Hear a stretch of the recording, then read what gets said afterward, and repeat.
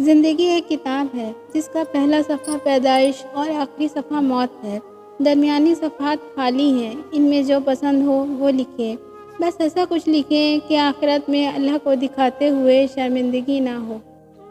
طاقت کی ضرورت تب ہوتی ہے جب کچھ برا کرنا ہو، ورنہ دنیا میں کچھ بھی حاصل کرنے کے لیے پیار ہی کافی ہے۔ جب وہ عطا کرنے پر آتا ہے تو مانگنے کا سلیقہ بھی سکھا دیتا ہے۔ نیک سیرت بیوی اپنے شوہر کو ہی دنیا کا سب سے اچھا اور خوبصورت مرد مانتی ہے۔ رویوں کی تکلیف جب روح میں اتر جائے تو الفاظ اس کا مداوع نہیں کر سکتے۔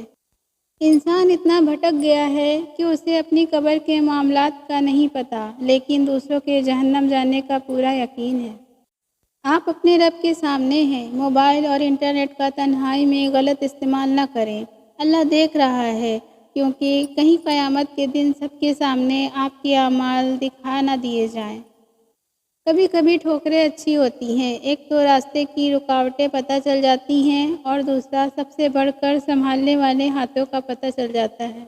کوشش کریں مرنے سے پہلے اللہ کو پیارے ہو جائیں۔ والدین اور درخت دونوں بوڑھے ہو جاتے ہیں، لیکن ان کی چھاؤں ہمیشہ گھنی رہتی ہے۔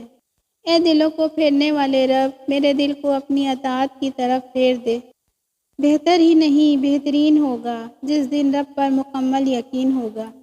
سکون چاہتے ہو تو اپنی ہر بات لوگوں کی بجائے اللہ سے کرنا شروع کر دو۔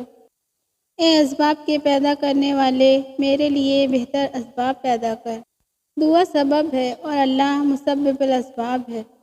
ناممکن تو تمہاری نظر میں ہے، اللہ کے لیے کچھ بھی ناممکن نہیں۔ وہ کہے گا کن اور فیکون ہو جائے گا، حقیقت بن جائے گی وہ دعائیں بھی جو عرصے سے مانگنا تم نے چھوڑی نہیں۔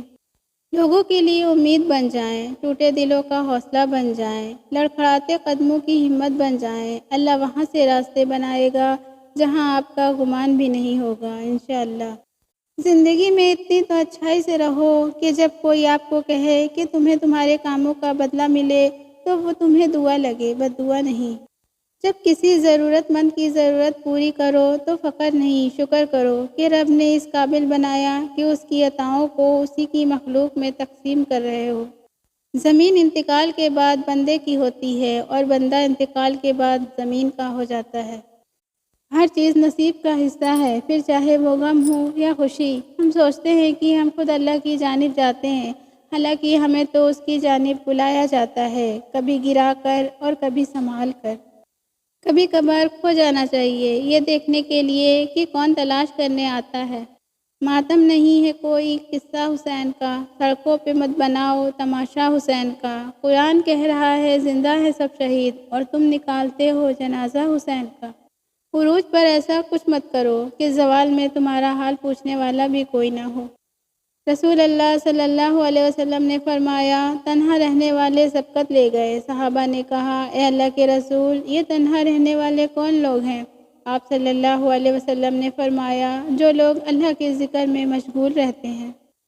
فرمان آخر نبی صلی اللہ علیہ وسلم، جسے موت کی یاد خوفزدہ کرتی ہے وہ اپنی قبر کو جنت کے باغوں میں سے ایک باغ پائے گا۔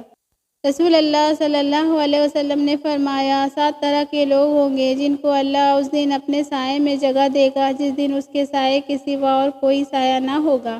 ان میں سے ایک وہ شخص جس نے تنہائی میں اللہ کو یاد کیا اور بے ساختہ آنکھوں سے آنسو جاری ہو گئے۔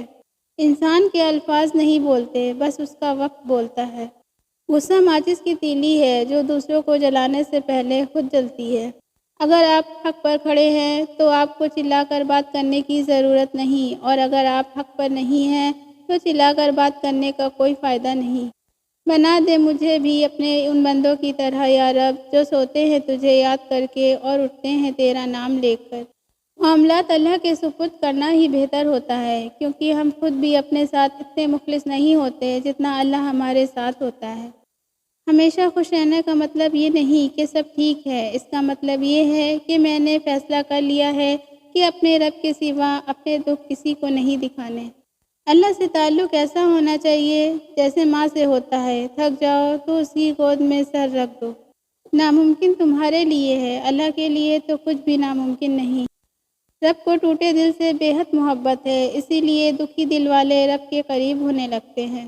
مسکراتے رہا کرو، کیونکہ یہ رسول اکرم صلی اللہ علیہ وسلم کی سنت ہے۔ اللہ کو وہ لوگ بہت پسند ہیں جو دنیا والوں سے نہیں اللہ سے مانگتے ہیں۔ الحمدللہ۔ ہر انسان اپنے لیے آسانیاں چاہتا ہے۔ واحد ماں اور باپ ایسے ہیں جو خود مشقتیں اٹھا کر اپنی اولاد کے لیے آسانیاں چاہتے ہیں۔